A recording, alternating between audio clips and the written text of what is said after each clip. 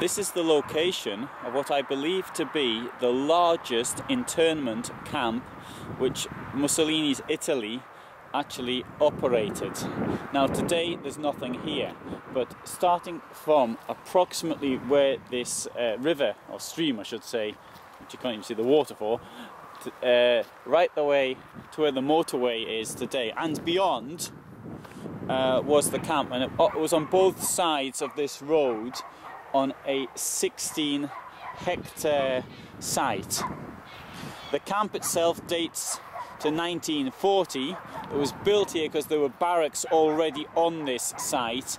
The reason why there were barracks on this site is because there were people doing work on drainage beforehand. This was an area which had problems with malaria, as did many areas of southern Italy in the 1930s.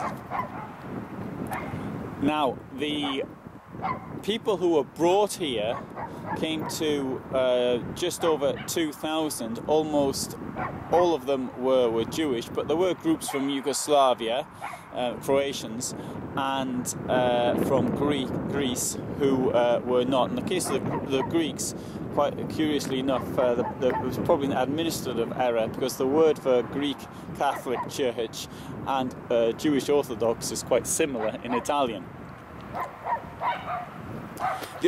This was a camp with a difference, in as much as nobody died a violent death except for 4 people who were killed by accident in August 1943 during a dogfight over the camp between a British fighter and a German fighter.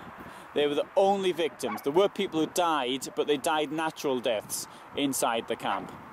I think there was, I think the number of deaths was just under 30, which 1.5%, and I think over a period of nearly 4 years you'd expect that anyway.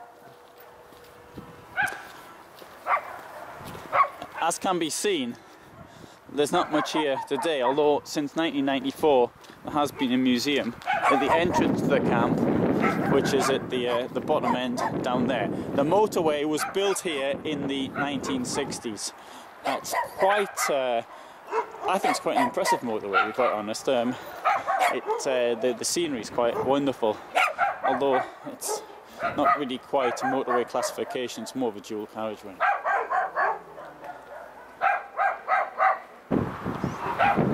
As in many other places in Europe where there were camps or other things related to the war, they were replaced. Here we can see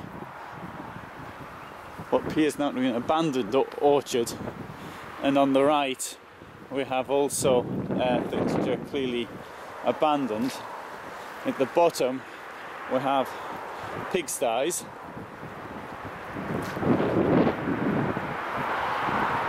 The camp itself was liberated by British forces in September 1943 as they advanced from the toe of Italy up to joining the Americans somewhere near Salerno.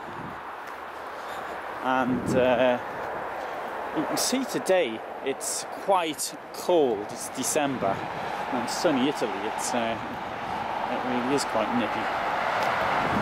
They've got the pigsties on the right,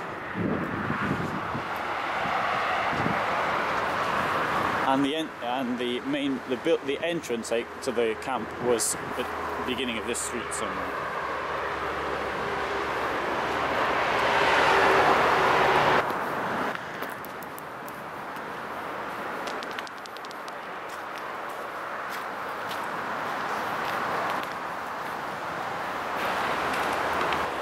We've got this monument here, put up on the 25th of April 1990, reminding us that there were 2,000 people here from various backgrounds who were actually held here.